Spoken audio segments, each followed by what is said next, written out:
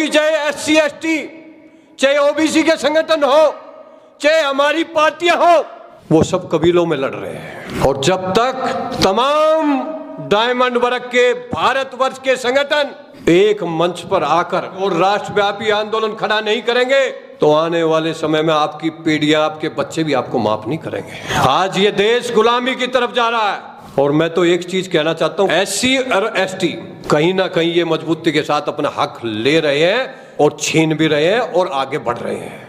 लेकिन ओबीसी जो देश के अंदर 65 से 70 करोड़ के रूप में पूरे भारत में है और जो बड़े भाई के रूप में और सबसे मजबूत होने के बावजूद भी उस 27% आरक्षण में से 11% आरक्षण ले पाए ओबीसी।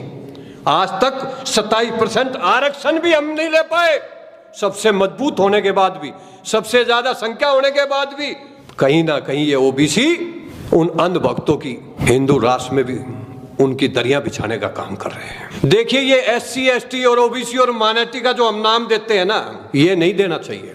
ये वो डायमंड है जिसका कोई मूल्य नहीं है, वो अलग बात है। ना हमारे समझ पाए और ना जितनी सरकारें रही हैं वो समझ पाई। यही वो डायमंड वर्ग है जिसने इस देश को मुगलों और अंग्रेजों से आजाद कराया। और ये वही डायमंड वर्ग है आजादी के बाद सीमा की बात हो, अन्न पैदा करने की बात हो, सामंतवाद के खिलाफ न्याय की लड़ाई लड़ने की बात हो, या जो बाबा साहब ने संविधान में वोट की ताकत का हक दिया है, सबसे ज्यादा वोट की ताकत देकर राज्य और केंद्र सरकार बनाने का या किसी को श्रेय दिया जाता है तो ये डायमंड वर्ग को जाता है।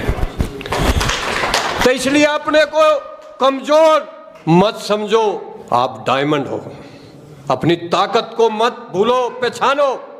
आज जो देश की हालत है वो किसी से छुपी नहीं।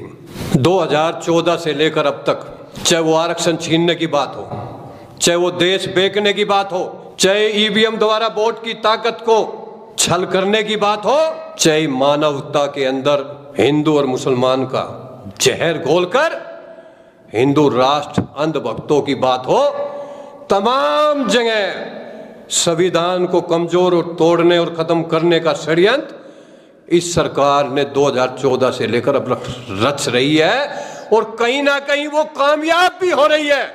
यही कारण है कि आज हम लगातार इन मुद्दों को लेकर लड़ाई लड़ रहे हैं। लेकिन आज हालत ये है, ना हम ईवीएम हटा पा रहे हैं और ना ही हम आरक्षण बचा पा रहे हैं। क्यों? क्योंकि चाहे एससी एसटी, चाहे ओबीसी के संगठन हो, चाहे हमारी पार्टियां हो, वो सब कबीलों में लड़ रहे हैं। और जब तक तमाम डायमंड वर्ग के भारतवर्ष के संगठन एक मंच पर आकर और अपने महापुरुषों के बनाए हुए रास्ते पर नहीं चलेंगे और राष्ट्रव्यापी आंदोलन खड़ा नहीं करेंगे तो आने वाले समय में आपकी पीढ़ियां, आपके बच्चे भी आपको माफ नहीं करेंगे।